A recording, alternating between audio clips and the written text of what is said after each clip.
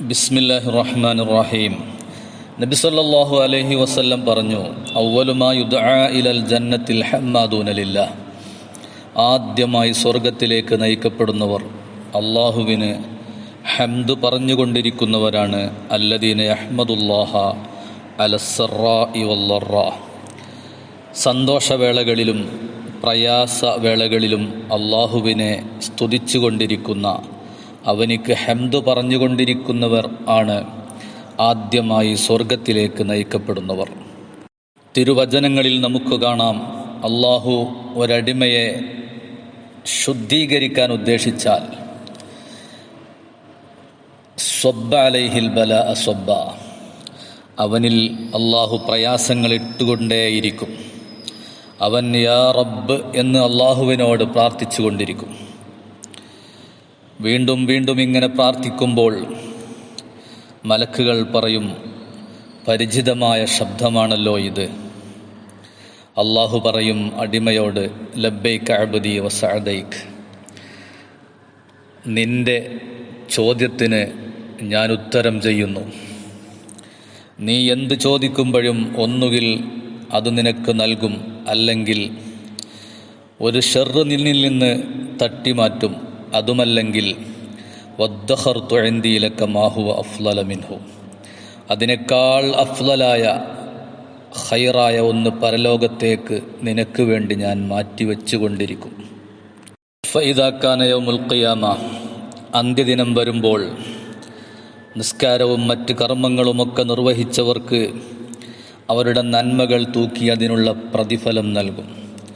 സുമ്മ യുഅ്താ ബി അഹ്ലിൽ ബലാ, പ്രയാസങ്ങൾ സഹിക്കേണ്ടി വന്ന ആളുകൾ അവരെ കൊണ്ടുവരപ്പെടും. അവരുടെ മീസാനും അവരുടെ ഏടുകളുമൊന്നും നോക്കാതെ അതിലുമപ്പുറം വയുസബ്ബു അലൈഹിമുൽ അജ്റു സബ്ബ, വലിയ പ്രതിഫലം അവർക്ക് ചൊരിഞ്ഞു കൊടുത്തുകൊണ്ടേ ഇരിക്കും. ഇത് കാണുമ്പോൾ ഭൗതിക ലോകത്ത് സുഖത്തോടെ ജീവിച്ച് കഴിഞ്ഞുപോയവർ ആഗ്രഹിക്കും, പടച്ചവനെ, ഞങ്ങൾക്കും ഭൗതിക ലോകത്ത് എന്തെങ്കിലും പ്രയാസങ്ങൾ ഉണ്ടായിരുന്നെങ്കിൽ എത്ര നന്നായിരുന്നു എന്ന്.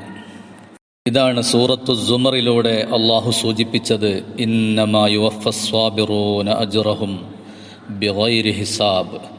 ക്ഷമിക്കുന്നവർക്ക് കണക്കില്ലാതെ അള്ളാഹു പ്രതിഫലം പൂർത്തിയാക്കി നൽകപ്പെടും. ക്ഷമയോടെ ജീവിച്ചവർക്ക് അള്ളാഹു പ്രതിഫലം പൂർത്തിയാക്കി നൽകിക്കൊടുക്കും.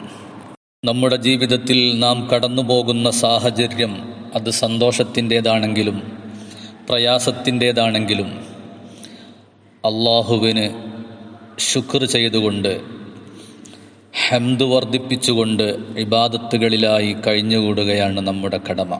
ക്ഷമയുടെയും സഹനത്തിൻ്റെയും മാസമാണല്ലോ വിശുദ്ധ റമളാൻ. ജീവിതത്തിൻ്റെ സാഹചര്യങ്ങൾ പറഞ്ഞ് അള്ളാഹുവിൻ്റെ മുമ്പിൽ രക്ഷപ്പെടാൻ ശ്രമിക്കുന്ന മടിയന്മാർക്ക് മുമ്പിൽ പ്രഗത്ഭരായ ചില നബിമാരെ കൊണ്ടുവരുന്നുണ്ട് അള്ളാഹു തആല. അവർ അവരുടെ പ്രതിസന്ധികളെല്ലാം മാറ്റിവെച്ചും അള്ളാഹുവിന് ഇബാദത്തിലായി കഴിഞ്ഞുകൂടിയവരായിരുന്നു. ഞാൻ അടിമയായിരുന്നു, എനിക്ക് ഇബാദത്തിന് സമയം ലഭിച്ചില്ല എന്ന് പറയുന്നവർക്ക് മുമ്പിൽ നബിയുല്ലാഹി യൂസുഫ് അലൈഹിസ്സലാമിനെ കൊണ്ടുവരും. എന്നിട്ട് അള്ളാഹു പറയും, ലം യംനഉഹു റിഖ്ഹു അൻ ഇബാദത്തി, അടിമയായിരുന്നിട്ടും അടിമത്വം എനിക്ക് ഇബാദത്ത് ചെയ്യുന്നതിൽ നിന്ന് യൂസുഫ് നബിയെ തടഞ്ഞില്ലല്ലോ. ദാരിദ്ര്യം പറഞ്ഞു വരുന്നവർക്ക് മുമ്പിൽ ഈസ നബി അലൈഹിസ്സലാമിനെ കൊണ്ടുവരും. എന്നിട്ട് അള്ളാഹു പറയും, അൻത കുൻത അഹ്വജ ഔ ഈസ, നീയായിരുന്നോ, ഈസ നബിയായിരുന്നോ വലിയ ദരിദ്രൻ. വഈസ ലം യംനഉഹു ഫഖ്റുഹു അൻ ഇബാദത്തി, ഈസ നബി അലൈഹിസ്സലാം ദരിദ്രനായിട്ടും ഇബാദത്ത് ചെയ്യുന്നതിൽ നിന്ന് തടസ്സമുണ്ടായിരുന്നില്ലല്ലോ. രോഗം പറഞ്ഞു വരുന്നവർക്ക് മുമ്പിൽ അയ്യൂബ് നബി അലൈഹിസ്സലാമിനെ കൊണ്ടുവരും. ഫലം യംനഉഹു മറളുഹു അൻ ഇബാദത്തി, അള്ളാഹു പറയും, അയ്യൂബ് നബിക്ക് രോഗമുണ്ടായിട്ടും എനിക്ക് ഇബാദത്ത് ചെയ്യുന്നതിൽ നിന്ന് ആ രോഗമൊന്നും അവർക്ക് തടസ്സമായിരുന്നില്ലല്ലോ. നമുക്കെല്ലാവർക്കും അള്ളാഹു ഖൈർ പ്രദാനം ചെയ്യുമാറാകട്ടെ. ഏത് സാഹചര്യത്തിലും കഴിവിൻ്റെ പരമാവധി അള്ളാഹുവിനെ അടുത്തറിയാനും അവനെ ഇബാദത്ത് ചെയ്യാനും നമുക്കവൻ തൗഫീഖ് നൽകുമാറാകട്ടെ. വസല്ലല്ലാഹു അലാ സയ്യിദിനാ മുഹമ്മദിൻ വആലിഹി വസഹ്ബിഹി അജ്മഈൻ വൽഹംദുലില്ലാഹി റബ്ബിൽ ആലമീൻ.